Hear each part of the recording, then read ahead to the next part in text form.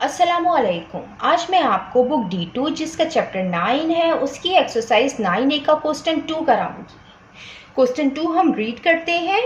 In triangle A B C, A B equal 8 centimetre, B C equal 15 centimetre and angle A B C 90 degree, find the length of A सी।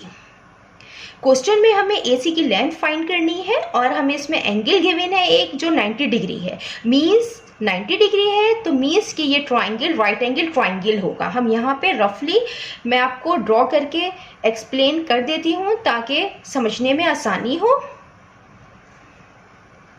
यहाँ पे मैं इस तरीके से एक right angle triangle draw कर रही हूँ। इसका जो एक एंगल है बी, यहाँ पे हम इसको नाम दे देते हैं, ये ए है, ये बी है और ये सी है।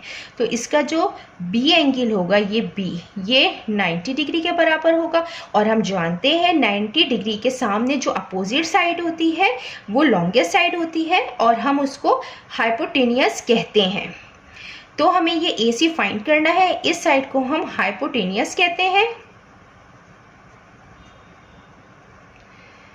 ए बी की हमें वैल्यू गिवन है 8 सेंटीमीटर और बी सी हमें गिवन है 15 सेंटीमीटर और हमें लेंथ मालूम करनी है ए और सी की, ये हमें फाइंड करनी है।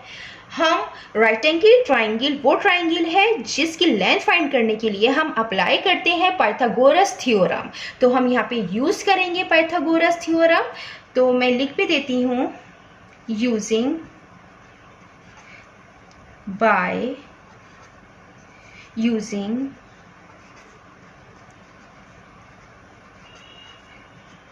Pythagoras theorem। ये ए स्क्वायर है, ये लॉन्गेस्ट साइड है। According to Pythagoras theorem the square of the longest side is equal to the sum of the square of the other two sides. Means कि हम यहाँ पे जो लॉन्गेस्ट साइड है ए सी, हम उसका स्क्वायर करेंगे और इसका स्क्वायर जो होगा वो इक्वल होगा दो साइड के स्क्वायर के सम के।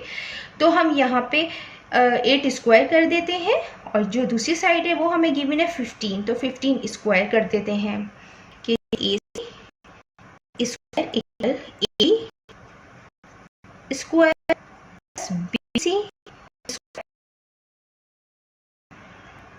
यहाँ पे जो ए बी है वो 8 सेंटीमीटर है तो हमने 8 लिख दिया। यहाँ पे जो बी सी है वो 15 सेंटीमीटर है तो हमने यहाँ पे 15 लिख दिया।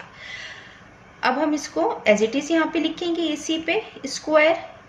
8 का स्क्वायर क्या होता है, 8 इंटू 8 64 प्लस 15 टाइम्स 15 का स्क्वायर होता है 225।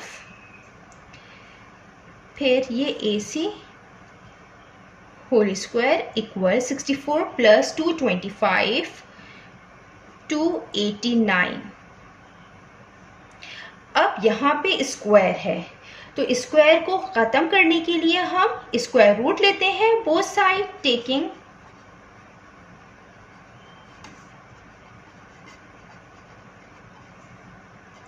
Square root on both sides। AC